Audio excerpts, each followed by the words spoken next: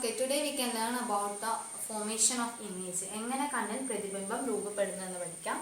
അതിന് ഫസ്റ്റ് റെറ്റിനയിലേക്ക് നമ്മുടെ ഒബ്ജക്റ്റിന്റെ ഇമേജ് വരുമ്പോഴാണ് നമ്മുടെ കണ്ണിൽ ഒരു സാധനം കണ്ടു എന്ന് നമുക്ക് മനസ്സിലാവുന്നത്. അപ്പൊ റെറ്റിനയിലേക്ക് എങ്ങനെ ഇത് എത്തുന്നു അതിനെ ഹെൽപ്പ് ചെയ്യുന്നതാണ് കോർണിയ ആൻഡ് ലെൻസിലെ കർവേച്ചർ, വക്രത. The curvature of the cornea and the lens help light rays which reflect from an object to get focused on the retina.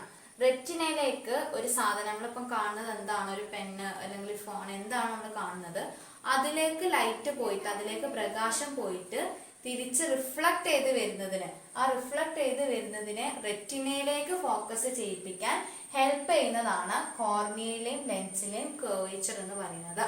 കോർണിയയുടെയും ലെൻസിന്റെയും വക്രതയാണ് റെറ്റിനയിലേക്ക് പ്രകാശരശ്മികൾ ആ സാധനത്തിലേക്ക് പോയി റിഫ്ലക്ട് ചെയ്യിപ്പിക്കുമ്പോൾ അവിടേക്ക് ഫോക്കസ് ചെയ്യാൻ ഹെൽപ്പ് ചെയ്യുന്നത്. സോ നമ്മൾ ദൂരെയുള്ള ഒബ്ജക്റ്റിനെ അതേപോലെ തന്നെ അടുത്തുള്ള ഒബ്ജക്റ്റിനൊക്കെ നമുക്ക് ഒരേ പോലെയാണ് കാണാൻ പറ്റുന്നത്. അതിന് ദൂരം കൂടുതലുള്ളതിനെ ചെറുതായിട്ടും അല്ലെങ്കിൽ അടുത്തുള്ളതിനെ വലുത് അങ്ങനെയൊന്നുമില്ല. നമുക്ക് ഏകദേശം രണ്ട് ദൂരം നോക്കുമ്പോഴും അതേപോലെ തന്നെ അടുത്ത് നോക്കുമ്പോഴും സാധനങ്ങളെ വ്യക്തമായി കാണാൻ പറ്റുന്നുണ്ട്. അതിന്റെ മെക്കാനിസം ആണ് നെക്സ്റ്റ് പറയുന്നത്. അതിന്റെ മുന്നേ നമ്മുടെ കണ്ണിൽ ഫോം ചെയ്യുന്ന ഇമേജസിന്റെ പ്രത്യേകതകൾ എന്തെല്ലാം, what is the peculiarities of the images formed. Text ബുക്കിലുള്ള ഒരു ക്വസ്റ്റ്യൻ ആണ്. ദ പെക്യുലാരിറ്റീസ് എന്ന് പറയുന്നത് it is real, inverted and small. മൂന്ന് പെക്യുലാരിറ്റീസ് അല്ലെങ്കിൽ മൂന്ന് സവിശേഷതകളാണ് കണ്ണിൽ ഉണ്ടാകുന്ന ഇമേജുകളുടെ പ്രത്യേകത. ഒന്ന് പറയുന്നത് റിയൽ ആയിരിക്കും, യഥാർത്ഥമായ ചിത്രമായിരിക്കും. നെക്സ്റ്റ് ഇൻവേർട്ടഡ്, തല തിരിഞ്ഞിട്ടായിരിക്കും. റെറ്റിനയിലേക്ക് നമുക്ക് നോക്കിയാൽ ടെക്സ്റ്റ് ബുക്കിൽ ഫിഗർ കൊടുത്തിട്ടുണ്ട്. നമ്മൾ കാണുന്ന ഇമേജ് ഏതാണോ അതിനെ തല തിരിഞ്ഞിട്ടായിരിക്കും റെറ്റിനയിൽ ഫോം ചെയ്യുക. ദാറ്റ് ഈസ് അതുകൊണ്ടാണ് അതിനെ ഇൻവേർട്ടഡ് എന്ന് പറയുന്നത്.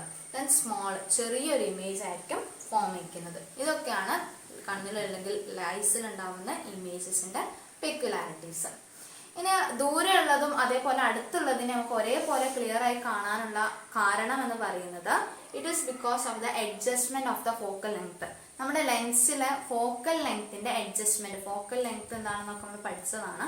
അപ്പൊ അതിന്റെ ലെങ്ത്തിന്റെ അഡ്ജസ്റ്റ്മെന്റിനനുസരിച്ചിട്ടാണ് ദൂരെയുള്ളതിനെ അതേപോലെ തന്നെ അടുത്തുള്ളതിനെ നമുക്ക് നന്നായി കാണാൻ പറ്റുന്നത്.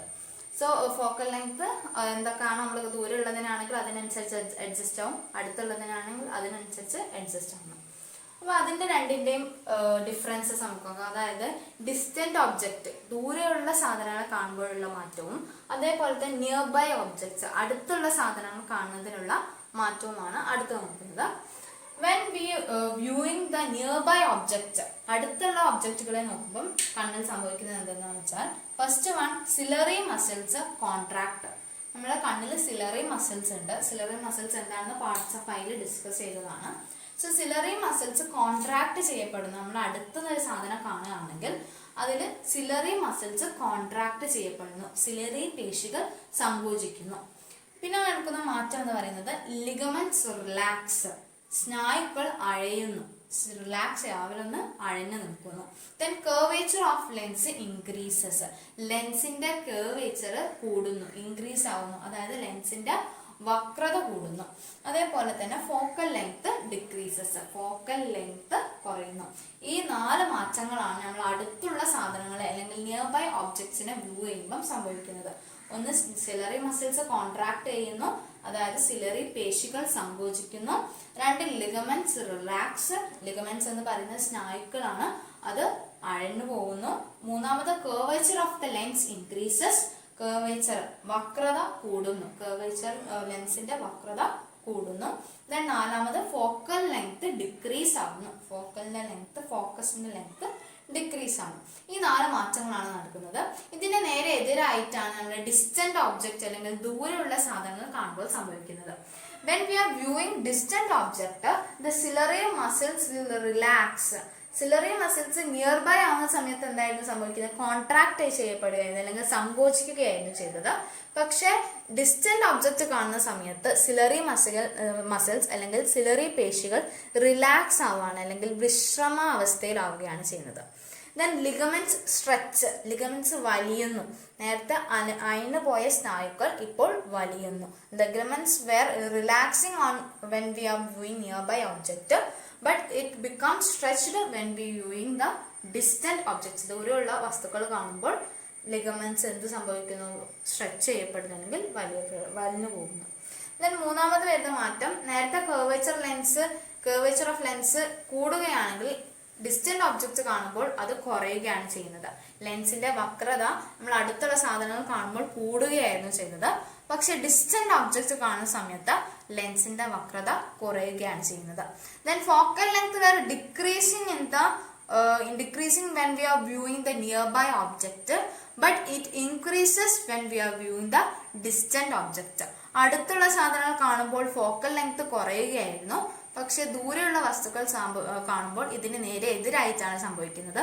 അതായത് ഫോക്കൽ ലെങ്ത് കൂടുകയാണ് ചെയ്യുന്നത്. ഇങ്ങനെ 4 മാറ്റങ്ങളാണ് നമ്മൾ കണ്ണിലൂടെ അടുത്തുള്ള ഒബ്ജക്റ്റിനെ നോക്കുമ്പോഴും അതേപോലെ തന്നെ ദൂരെയുള്ള ഒബ്ജക്റ്റിനെ നോക്കുമ്പോഴും സംഭവിക്കുന്നത്. ആൻഡ് ഇത് രണ്ടും കമ്പയർ ചെയ്ത് പഠിക്കുമ്പോൾ നമുക്ക് കൂടുതൽ മനസ്സിലാവും. സോ ഇതാണ് ഫോർമേഷൻ ഓഫ് ഇമേജ് എന്ന് പറഞ്ഞ ടോപ്പിക്കിൽ പഠിക്കാനുള്ളത്. So next topic is power of accommodation in the eye, അല്ലെങ്കിൽ സമഞ്ജനക്ഷമത. പവർ ഓഫ് അക്കോമഡേഷൻ നമ്മൾ നേരത്തെ പറഞ്ഞതിന്റെ കണ്ടിന്യൂഷൻ തന്നെയാണ്. അതായത് ഡിസ്റ്റന്റ് ഒബ്ജക്റ്റ് കാണുമ്പോഴും അതേപോലെ തന്നെ നിയർ ബൈ ഒബ്ജക്ട്സും, അടുത്തുള്ള സാധനങ്ങൾ കാണുമ്പോഴും ദൂരെയുള്ള സാധനങ്ങൾ കാണുമ്പോഴും നമ്മൾ പറഞ്ഞു നേരത്തെ ലെൻസിന്റെ കർവേച്ചർ അതിനനുസരിച്ച് വക്രത അതിനനുസരിച്ച് അഡ്ജസ്റ്റ് ചെയ്യുന്നത് കൊണ്ടാണ്. അപ്പൊ അതാണ് പവർ ഓഫ് അക്കോമഡേഷൻ അല്ലെങ്കിൽ സമഞ്ജനക്ഷമത എന്ന് പറയുന്നത്. So the ability of the eye to adjust the focal length of the lens by changing its curvature in accordance to the distance of the object from the eye and form the image on the retina is called the power of accommodation of the eye. അതായത് നമ്മുടെ എവിടെയാണോ സാധനം ഇരിക്കുന്നത്, object ഇരിക്കുന്നത്, ദൂരെയാണെങ്കിലും അടുത്താണെങ്കിലും അതിന്റെ ഡിസ്റ്റൻസിനനുസരിച്ച് ലെൻസിന്റെ curvature change ചെയ്തിട്ട് focal length adjust ചെയ്യുന്ന ഐന്റെ എബിലിറ്റിയാണ് നമ്മൾ പവർ ഓഫ് അക്കോമഡേഷൻ എന്ന് പറയുന്നത്.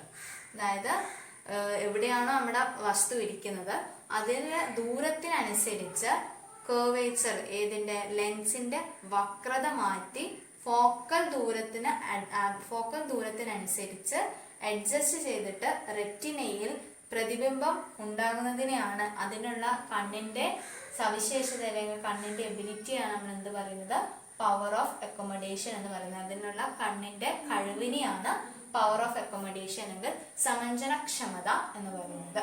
So it is the ability of the eye to adjust the focal length of the lens and by changing its curvature in accordance to the distance of the object. അപ്പൊ ദൂരെയുള്ളതാണെങ്കിൽ അതിനനുസരിച്ച് എന്ത് സംഭവിക്കും, lens focal length adjust ചെയ്യും, എന്നിട്ട് ലെൻസിന്റെ curvature change ചെയ്യും, എന്നിട്ട് image എന്ത് ചെയ്യും, റെറ്റിനയിലേക്ക് ഫോം ചെയ്യും.